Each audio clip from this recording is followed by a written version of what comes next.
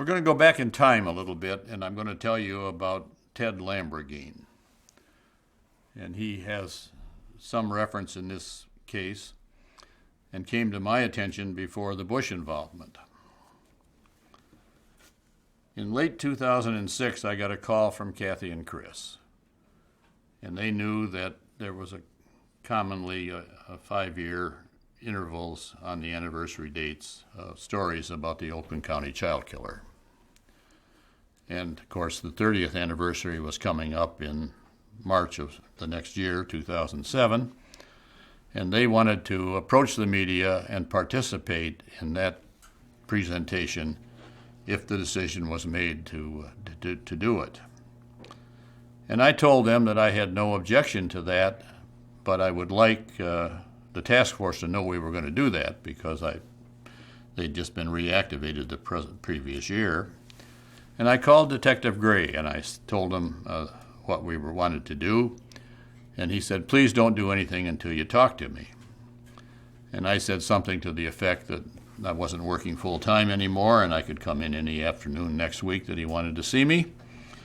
And he called me back about 20 minutes later and said, can you come down to the office right now? Well, I didn't have anything to do, and I said, sure.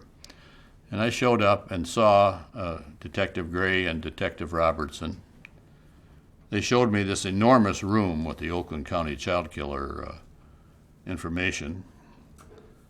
I would imagine it would be a room that bigger than from where I'm at to the wall back here, full of file cabinets, 23,000 tips.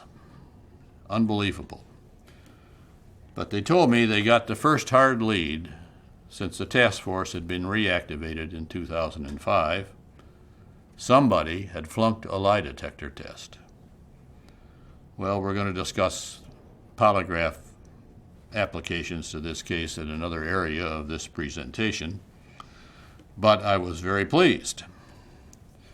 And I made arrangements to meet with them, with Don Stutt and Chris, and we went down to the Michigan State Police a few days later, met with Robertson, Gray, and we were introduced to Corey Williams from Livonia, and I think Ray Anger from Berkeley was there. And we were told that they were examining a fellow identified as Ted Lamborgine, and the reason that the Livonia police were there was that there was an examination to determine if there was any relationship between a pedophile ring on Cass Avenue and the Oakland County ring on pedophile activities. And they were working together on that.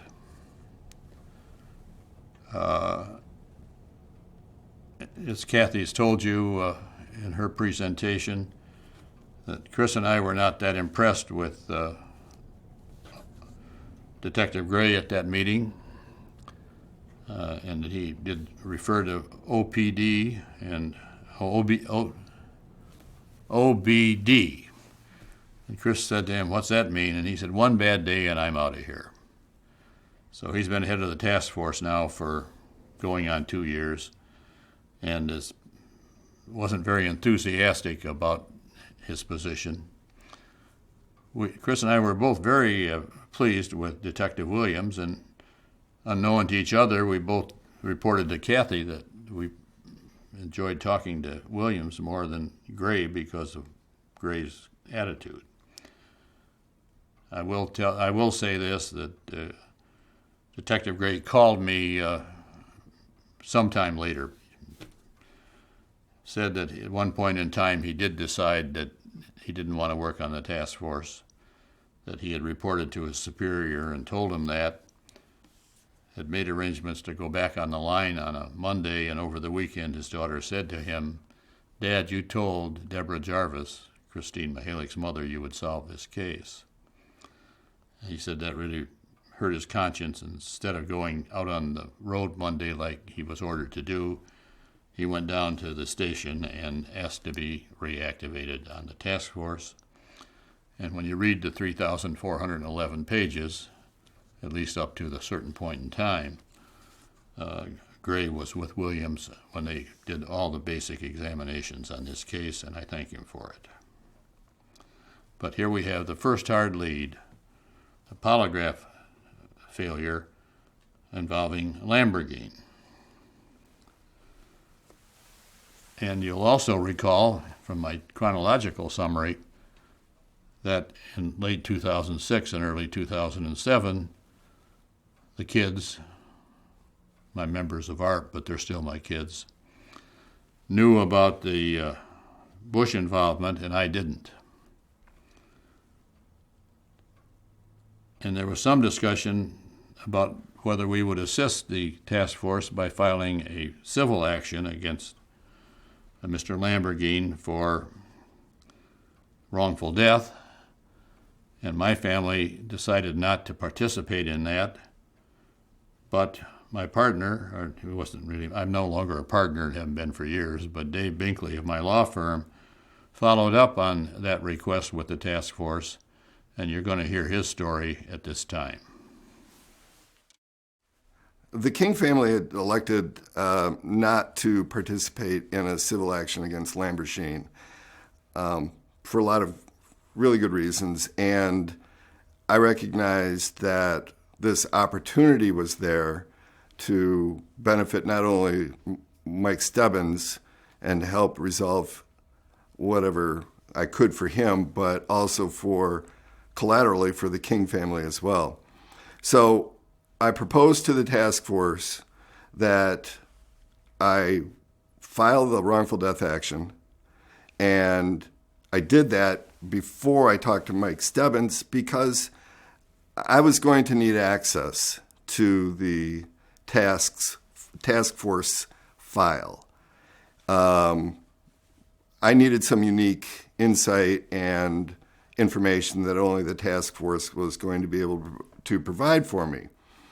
And so in order to do the civil case and with the potential of Lamborgine posing a defense, I went to the task force with the proposal, let me first review the material, and if I think there's enough there, then we'll approach Mike Stebbins and say, I think there's enough here, and would you consider being the named party in a wrongful death action against Lamborgine? That required, of course, as a foundation, access to the file, which remarkably was not only freely given, but with the, thousands and thousands of documents and, the dozens of file cabinets and the 3-ring binders and this mess that they called their file room. I recall very vividly one day getting handed a 3-inch 3-ring binder that was more or less their index, their Bible. And it was put on my conference table, and they said, we're really not supposed to let you have access to that. We're going to lunch.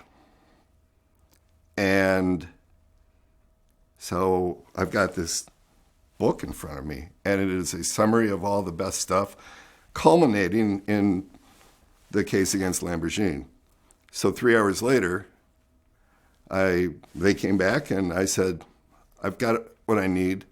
Can you introduce me to Mike Stebbins? So that occurred sometime after that.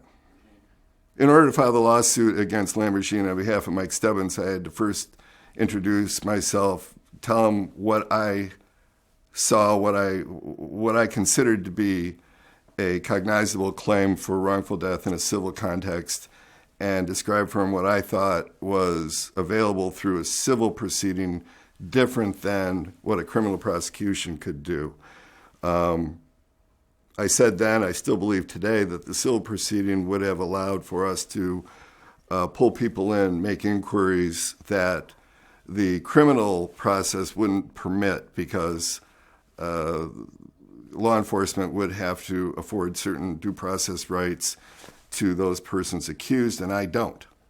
I simply don't have to respect that, because I'm not seeking to have them incarcerated. I want to get a judgment against them for essentially for money. Mike understood all that, and we proceeded on the basis of the information I gathered from the Bible, that one gigantic 3-ring binder. A wrongful death action is a civil action filed against an individual seeking compensation for the death of a person. And we sued Lamborgine for the death of Mark Stebbins. There was some fanfare associated with it, but the King family had told me that they were not going to be a part of it.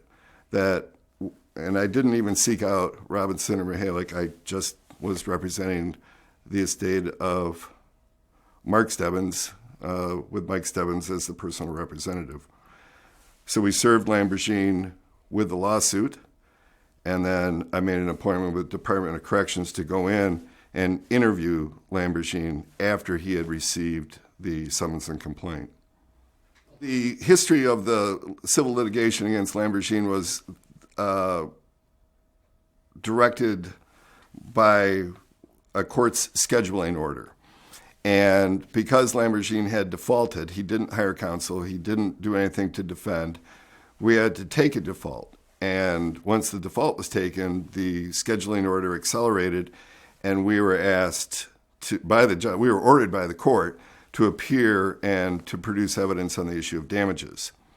The task force members, Gary Gray especially, came to me and said, I think that if we go forward with this now, it would be probably, we're not prepared to help you demonstrate damages at the time of this hearing that you want.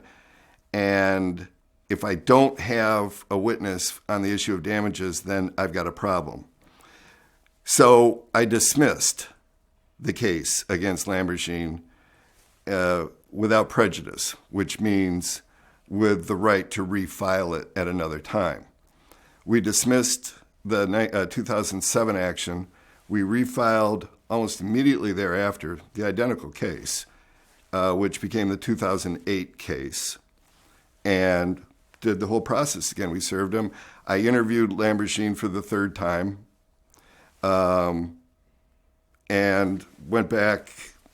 We knew we weren't going to see a defense. We knew after taking depositions of some of his family members what we thought the evidence was. We knew that there was a sum of money in a Ford pension account, and that he had dedicated that money to his mother and his family members. And we thought maybe if the pressure of taking that money away from him so that he couldn't give it for the support of his mother, maybe somehow that might push things over. And we were prepared to take a money judgment against him.